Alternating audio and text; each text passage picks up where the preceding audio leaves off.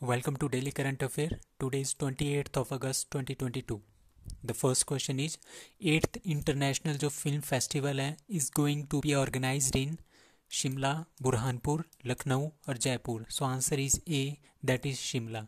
तो शिमला का जो इंटरनेशनल फिल्म फेस्टिवल है वो कहाँ पे हो रहा है? दैट इज़ इन शिमला में हो रहा है. शिमला में कहाँ पे हो रहा है? दैट इज़ गेयटी थिएटर, जो कि बहुत ही फेमस थिएटर है शिमला का. 1877 में इसको बनाया गया था और लॉर्ड डफरिन के टाइम में इसको स्टार्ट किया गया था. और इसमें जो सबसे पहला जो प्ले किया था उसका नाम था टाइम विल टेल.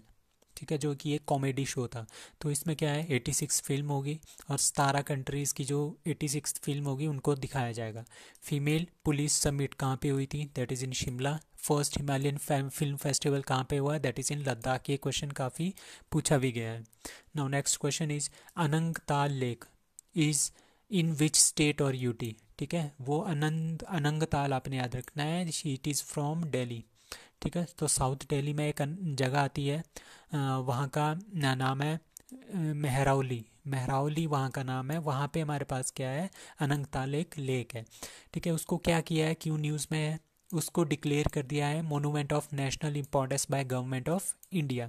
क्यों? क्योंकि ये क्या है, 1000 साल से भी ज़्यादा पुरानी लेक है. ये कब बनाई थी? ये तोमर किंग ने बनाई थी, जिसका नाम था राजा अनंगपाल टू. 1060 AD के आसपास इन्होंने इसको बनाया था. Now NET, National Teachers Award 2022 is going to be given by President of India Draupadi Murmu to how many teachers on 5th of September 2022? तो it is 46. ठीक है, जो 46 टीचर्स हैं ऑल ओवर द इंडिया, उनको क्या देंगे president of India NAT award 2022. कब देंगे? 5th सितंबर को, क्योंकि 5th सितंबर को क्या होता है, नेशनल टीचर्स डे होता है. क्यों मनाया जाता है? On the birth anniversary of Sarvepalli Radhakrishnan. ठीक है, he was the second president of India और वो प्रेसिडेंट बनने से पहले उनको नोबल अवार्ड भी मिल चुका था. ठीक है, he was a teacher first. तो और वो पहले वाइस प्रेसिडेंट ऑफ इंडिया थे और सेकंड प्रेसिडेंट ऑफ इंडिया थे. ठीक है, India and which country finalised text of MOU on sharing of water Kushiyara river. Kushiyara river जो है उसका पानी को बांटने के लिए MOU किसने साइन किया है? That is India and Bangladesh. India और बांग्लादेश के बॉर्डर पे है कुशियारा रिवर. ठीक है, कुशियारा रिवर है. तो कितना कितना पानी किस कंट्री को जाएगा? तो उन्होंने एक MOU साइन किया है इंडिया और बांग्लादेश ने. ठीक है, जॉइंट रिवर कमीशन. ठीक है, जॉइंट रिवर कमीशन होता है जो कि ये बताता है कि कितने % हमने लेना है, वो एक कंट्री ने लेना है, कितना % दूसरी कंट्री लेगी. ठीक है, इसकी मीटिंग हुई कहाँ पे? न्यू दिल्ली में. ठीक है, JRC मीटिंग जो है 12 सालों के बाद हुई थी इस बार. ठीक है, ये 38 मिनिस्ट्री लेवल JRC मीटिंग थी. तो इन्होंने क्या डिस्कस किया? Issue related to the water sharing treaties of various including Ganga और तीस्ता का भी. ठीक है, गंगा और तीस्ता रिवर का कितना कितना पानी मिलेगा बांग्लादेश को, और कुशियारा का कितना मिलेगा इंडिया और बांग्लादेश को. Location of water intake. ठीक है, फैनी रिवर का जो पानी है वो कहाँ पे दिया जाएगा? That is on Sabroom town in Tripura. तो ये अपने याद रखना है, त्रिपुरा में पानी की कमी होने की वजह से फैनी रिवर का जो पानी है उसको कहाँ देंगे हम? सैब्रून टाउन है, दैट इज़ इन त्रिपुरा. अब FIFA council remove the ban on. आपने कुछ दिन पहले न्यूज़ पढ़ी थी कि फीफा ने, federation of international football association ने एक Indian all Indian football federation AIFF को क्या कर दिया था? बैन कर दिया था. क्यों बैन किया था? क्योंकि वहाँ पे उन्होंने इलेक्शन नहीं करवाए थे. ऑल इंडिया AIFF ने जो है अपने वहाँ पे इलेक्शन नहीं करवाए थे अपने मेंबर्स चुनने के लिए. तो फीफा जो है वो डायरेक्टली कांटेक्ट करता है AIFF के साथ. ठीक है, तो ये इन्होंने यहाँ पे कोविड के चलते यहाँ पे इलेक्शन नहीं करवाए. तो यहाँ पे सुप्रीम कोर्ट था, उसने क्या कर लिया, अपने मेंबर यहाँ पे भेज दिए और इनको बोला कि आप लोग विद इन 2-3 महीनों के अंदर अंदर यहाँ पे इलेक्शन करवा. तो इसी बात से फीफा जो है नाराज़ हो गया था. उन्होंने बोला कि थर्ड पार्टी हमारे बीच में, फीफा और AIFF के बीच में एक थर्ड पार्टी आ गई है जिसका नाम है सुप्रीम कोर्ट. इसकी वजह से इन्होंने ऑल इंडिया फुटबॉल फेडरेशन को क्या कर दिया था? बैन कर लिया था, तो उन्होंने अब क्या कर दिया, वो बैन हटा दिया है। अब फीफा अंडर 17 जो वुमेन वर्ल्ड कप होने वाला है इंडिया में 11 से 30 अक्टूबर को, वो उसी टाइम होगा। पहले ये बोल रहे थे कि यहाँ पे नहीं होगा, बट अब बैन हटा दिया है, तो अंडर 17 जो under 17 FIFA women world cup है वो यहीं पे होगा। और फीफा और एएफसी बोल रहे हैं कि आप लोग वहाँ पे जल्दी से जल्दी क्या करें, अच्छे से इलेक्शन करवाओ ऑल इंडिया फुटबॉल फेडरेशन में।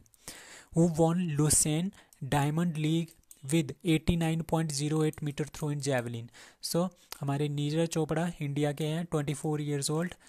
ठीक है, उन्होंने क्या कर दिया, लुसेने डायमंड लीग में, वो पहले इंडियन हैं जिन्होंने लुसेने डायमंड लीग में क्या कर दिया है, एंट्री मारी है। और पहले ही अटैम्प्ट में उन्होंने क्या जीता है, गोल्ड जीता है 89.08 मीटर जैवलिन थ्रो करके।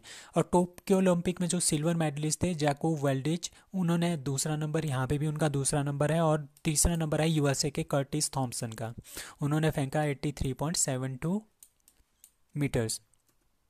नाउ इंडिया का जो फर्स्ट 3D प्रिंटेड ऑफिस है, ये आपने ध्यान रखना है, काफ़ी इंपॉर्टेंट क्वेश्चन है। 3D प्रिंटेड ऑफिस जो है is to be soon come up with, कहाँ पे, that is in Karnataka. Karnataka में हमारा पास सबसे पहला 3D प्रिंटेड ऑफिस होगा। वो कौन बनवा रहा है, दैट इज़ L&T, लॉरेंस एंड टॉबो जो कंपनी है, L&T बोलते हैं हम इसको शॉर्ट फॉर्म में, वो बना रही है 3D प्रिंटेड ऑफिस। इसमें क्या होगा, जितनी भी दीवारें वगैरह होगी वो पहले से बनी होगी, उनको बस वहाँ पे इंस्टॉल करना है by using the 3D printed technology.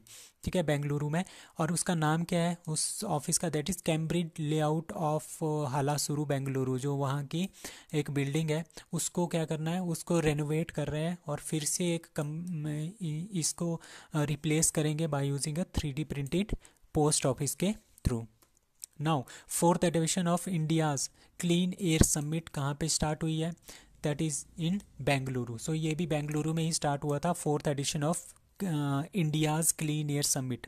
ठीक है, इंडियाज़ क्लीन एयर, इससे नाम से ही पता चल रहा है कि ये हमारे पास एयर से रिलेटेड है, पोल्यूशन से रिलेटेड है। दैट इज़ एयर पोल्यूशन किस तरह से इंक्रीज़ हो रहा है और किस तरह से हमारे पास क्लाइमेट चेंज को इफ़ेक्ट कर रहा है। तो यहाँ पे बहुत सारे ग्लोबल एक्सपर्ट थे कि हमने इसको कैसे कम करना है।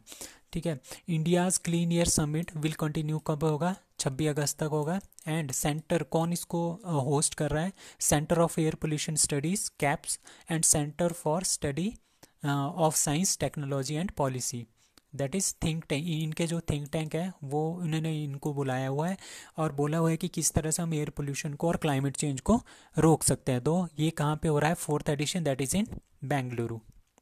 Now, one nation, one fertilizer scheme is going to be implemented in the country. That is from 2nd of October, Mahatma Gandhi के जन्मदिन के दिन. That is one nation, one fertilizer. मतलब कि जितने भी फर्टिलाइज़र हम यूज़ करते हैं, जो यूरिया हो, MOP हो, ठीक है, जो भी खाद वगैरह है, तो उसमें क्या होगा, अब उसमें लगेगा भारत का नाम। ठीक है, भारत, ठीक है, ब्रांड नेम के साथ लगेगा भारत। ठीक है, तो ये गवर्नमेंट की फर्टिलाइजर सब्सिडी स्कीम जो है उसका भी इन्होंने नाम चेंज कर दिया है, प्रधानमंत्री भारतीय जनुवर्क परियोजना इसका नाम रख दिया है, दैट इज़ PMBJP। ठीक है, तो अब जो यूरिया है, DAP है, इनको बस ऐसे ही बेचते थे कि यूरिया है, बट अब क्या होगा, Bharat urea, Bharat DAP, Bharat MOP and Bharat NPK। तो ये कब से स्टार्ट होगा, फ्रॉम 2nd of October 2022 से। So that's all for today. Thanks.